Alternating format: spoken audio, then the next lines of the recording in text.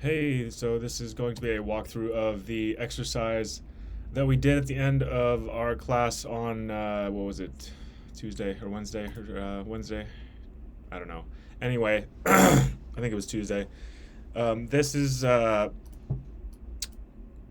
finished product here is going to be just a, um, what do you call this? A web page with two buttons on it. One of them is going to subtract the one from the number that's displayed on the screen starts at 0, and the other one is going to add. You click the button, it's just going to add. It's as simple as that. And then towards the end, we'll do a little bonus, which I have done in a code editor here. You don't have to worry about installing this code editor or anything. Well, actually, we're going to do that. I'm planning for us to do that together. But anyway, yeah, we'll add some style at the end. If you want to add it, you should go ahead and do that because it'll be good for, at least having a basic project in your portfolio. We're going to start adding stuff to your portfolio. But anyway, let's go ahead and just start to code this all the way through. As you can see here, I'm showing you the files that already done if you want to see what the finished code is going to look like. But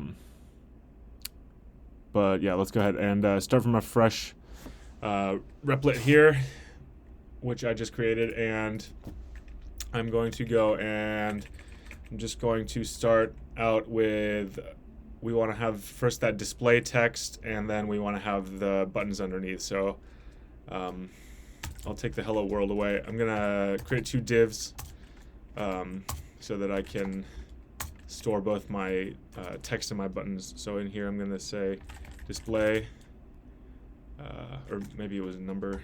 Either way, it doesn't matter that much. You can have it say whatever you want, and run that on the screen. And I'm gonna use a span tag here to contain the the number here, so we can identify this element with an ID. I'm just gonna call it number. Down here we'll do two buttons, and we're gonna give each of these an ID also, because we want to be able to run a JavaScript function when we click each of these buttons. So for this one I'm gonna do button add, and then I'll do button subtract down here.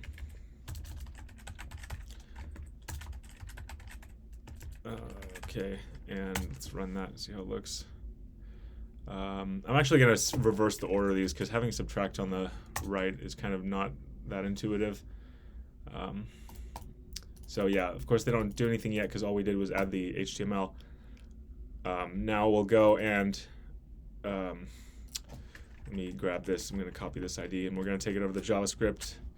So we want to, first of all, change the number display here every time we click. So we'll start with that actually. So I'm going to go over here and I'm going to do, I'm going to use const here. So const number display is document.querySelector, and then I'm going to use the number ID.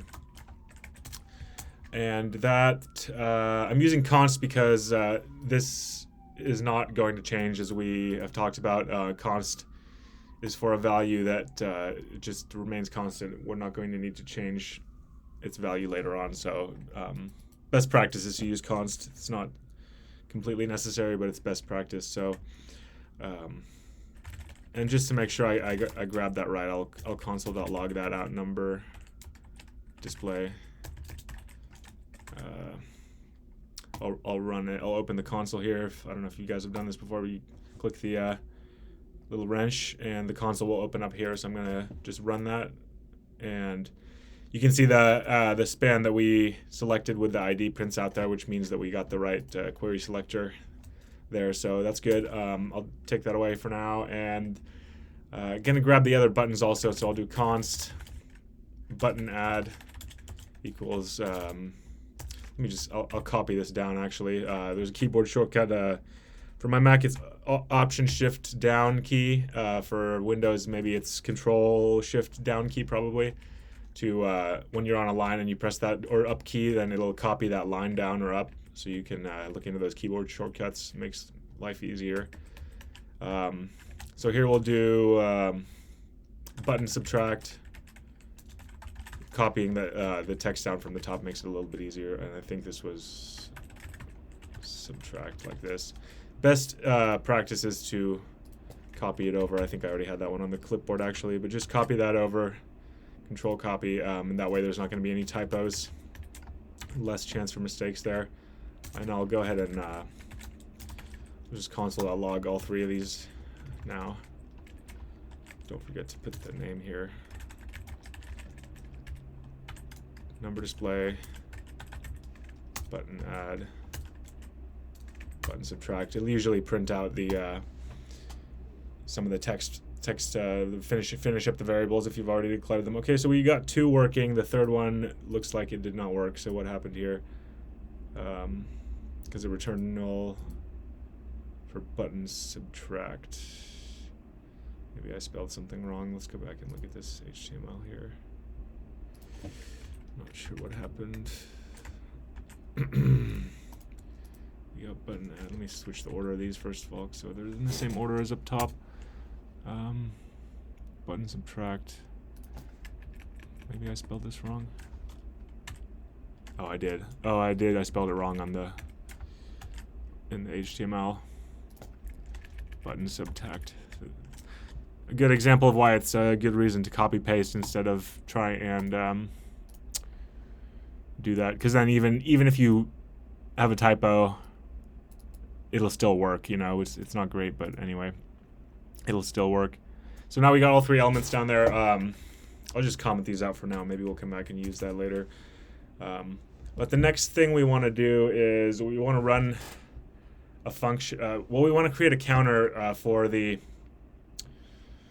number value here. So it's going to be a JavaScript variable, and we'll use let because this variable is going to be changing. So I'm going to say let number, let's just call it number, equals 0. And we want to now write a function. Let me write a note out here. I'll say we want to write a function where when we add a when we click the add button, it's going to add 1 to the number, and then we'll just print that out to the console, and then we'll worry about pasting it onto the screen afterwards. So let's do, let me write that note here. Write function to add 1 to number. So I'm going to do the element up there for button add. I'm going to select that, so button add, and I'm going to use the onClick selector in JavaScript here, .onClick. This can also be done another way by writing it in the HTML, but we'll do it like this for now. Button add .onClick equals function.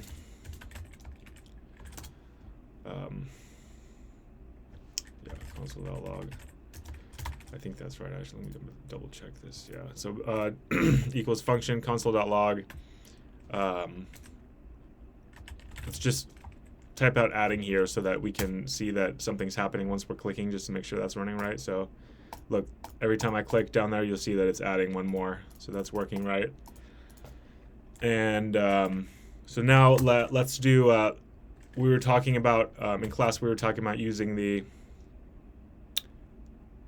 increment operator. So that's plus plus. So we're going to use the plus plus to,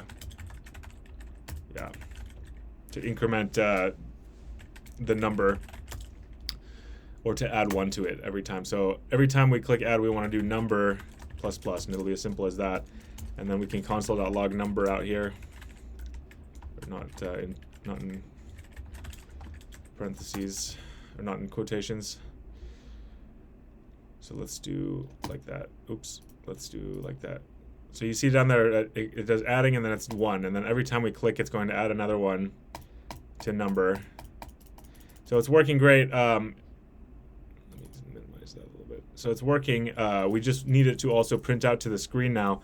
So every time we add, we want it also to we wanted to replace this 0 text with the actual number value. So we'll be able to do that by using the number display selector we had up there. So we're going to do number display. That'll select that HTML element, and then we're going to use a function called inner text or inner HTML. I'm not sure if you guys have done that before, but it's just a built-in function to change the text inside of the HTML element. So I'll just use inner HTML like that. Number display.inner HTML equals, and I'm going to set it to equal to number, the variable. Okay, so I'm going to run that, and then it should, every time I click add now, should change the 0 up there. So look at that. Yeah, it's working. Every time I click add, it'll change that number. But subtract won't do anything yet, so I'm going to go ahead and do the same thing for subtract. I'll copy all this down, duplicate it, and just change it around, because it's basically we're doing the same things here. Button subtract.onClick. I can take this away. I can take the comment away. But number, we're going to do minus now. Don't have to console.log it there. And then everything else is going to be the same. So we're just subtracting 1 from the number using the decrement operator. Let me spell that out. Decrement. And then changing the value like we did last time. So let's go ahead and see if this is going to work then. So I'm going to add is working already. We know that. And so look, now subtract is working as well. So that's great. And that's it, done. So I'm going to keep going, and I'm going to add some style to this, and I recommend you do it as well. It'll look better. Like I said, I want to start adding. We're going to set up a little portfolio for you guys together, so we want to start adding every project that we work on, even if it's a small thing. Just add it in there. It's always good to have stuff in your portfolio. You can always take it away, but you want to have it hosted somewhere so that it looks good, and you want to like make a project look kind of, just spruce it up a little bit with CSS styling once you're done. So, but that's basically the meat of the project, is just what we just did here. So that is that's that. We could also go ahead and remove the console.logs. It's good practice to do that, so that we don't really want things printing out to the console. That's just for testing purposes. So that's good practice also to test when you're done with a project. Go and check in the console to make sure you didn't leave any console.logs in there. And then unnecessary notes like this could be removed. Notes that are not unnecessary, really, you want to leave those in, because it'll be good for the next developer or for yourself when you go in and look at those things. It'll be easier to read the code next time. And in fact, these functions or these comments are good enough, but it's good to go in and just add some comments just to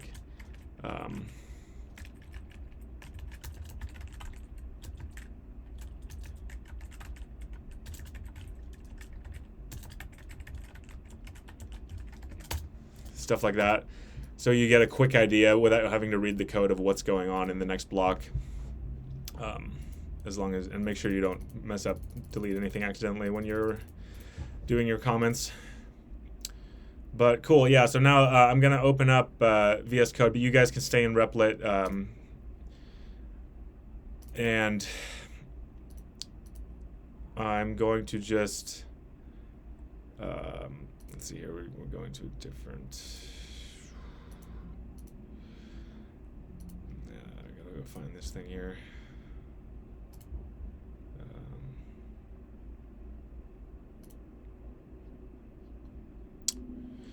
Okay, yeah, I don't need to go find my old example. Let's just do it in here. I'm gonna go to the CSS, and I just want to make this a little nice. I'm gonna center everything in the middle. We're gonna add a little bit of background and a background image. So here, I'll go to the CSS, and I'm not gonna go and add classes to everything. I just want to do this fast because it's a small project. So I'll start with body, and I think we can just center this using Flexbox. So let's do. First, I want to put the whole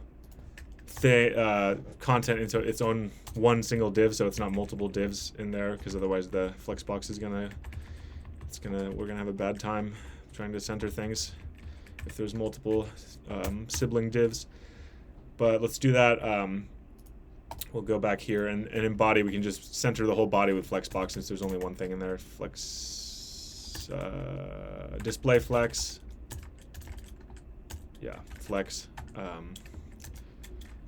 Justify content center, align item center. Let's run that.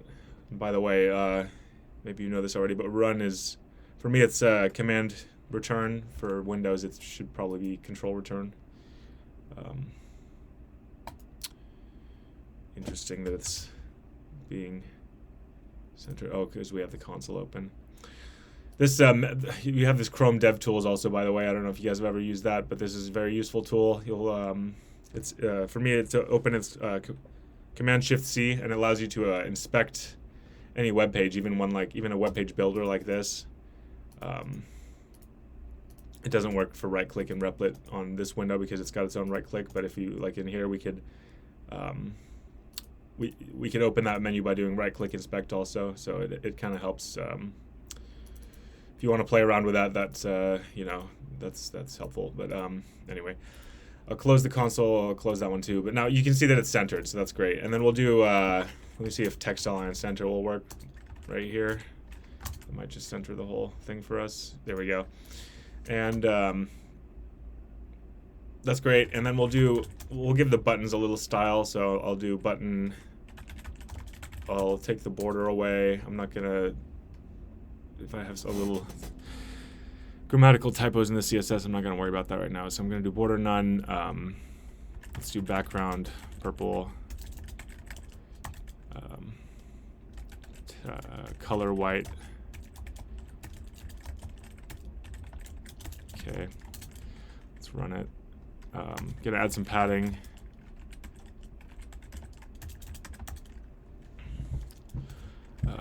Border radius.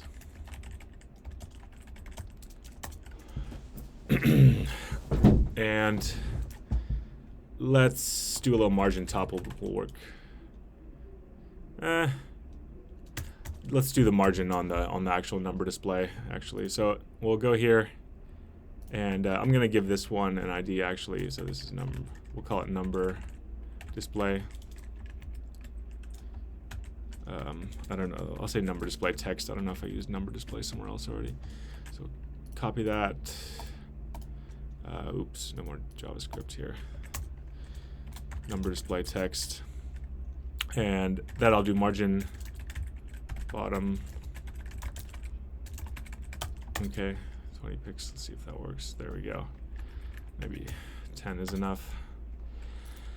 I want to do, I'll do a sans serif font family for the whole thing because that tends to look a little cleaner these days. It just takes away those little serifs on the font. If you don't know what that is, you could Google it. But I'll give the whole container a background. Let's call this one container. I'll give that its own background color. We can do, let's do gray, and then we'll change we'll change it up a little bit later. When we add the background image, we can add some padding for now and border radius. Usually I add like a different padding for top and sides because it kind of looks weird if you add the same number for top and sides. So padding, I'll do a border radius of 20 for that one. Just I'm just throwing in some kind of like, you know, not random values, but stuff that just kind of is going to look okay. So you can see we got it looks much nicer now just from a few styling stuff, you know, like it's much more presentable. And then I'm gonna go to open source image thing and grab like a little background image. So there's one called Unsplash, and it's just like, this is free images that you can use on your website legally, because usually like images are copyrighted. So here, this is open source images. You can just grab whatever you want on there. So I used a confetti background for the last ones. Let's go and do that. There we go, confetti background. I'm gonna download medium size. Should be big enough. And I don't know, will it let us add this here? Let's see if it does. I want to rename this to a little simpler name. It will help us when we're writing the code in there. Yeah, maybe that'll work. Okay, cool. I didn't try to do this in Replit before, so I didn't know if the image was going to work. But let me go into body again. This is bad practice. I got it already up here. Body, I'll do image or background image, URL, and then confetti should work. Let's do that. Cool. And then I'm going to give the background some properties that'll center it and stuff. So background position, center, okay, background repeat, no repeat, background, what else is there? Size, contain, so it doesn't go outside of its container. Oh no, not contain, we want to do cover, so it'll cover all of the area, otherwise it's going to leave some margin at the top or the sides, depending on the size of the image. So there, we got that image looking pretty good. I want to actually make the background for that container a little bit transparent, so I think if we do, does it let us do a, okay, I'll do it manually here. So let's do RGBA. That'll allow us to do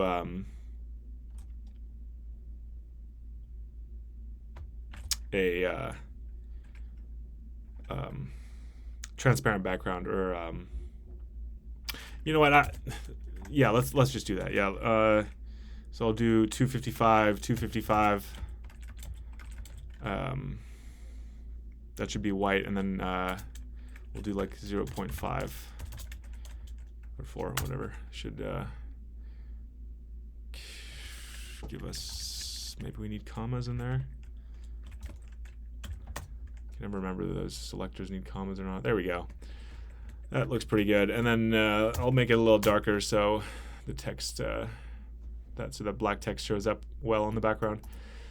And then that's pretty much it, actually. So you can see now we got a nice little number counter here.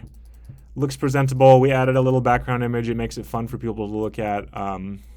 You know, and just in a few minutes of styling, we were able to add some flair to our project like that. And you can see if we resize the window, the image background image is still going to stay looking good. Maybe we can even open this in the tab like that. And see it, but it's taking too long to load, so I'm going to just ignore it. But anyway, that's the end of this project, and the styling as well. So go ahead and do that, and we'll see about uploading the whole project to your webpage in the future. But for now, that was our Tuesday project. So thanks for watching.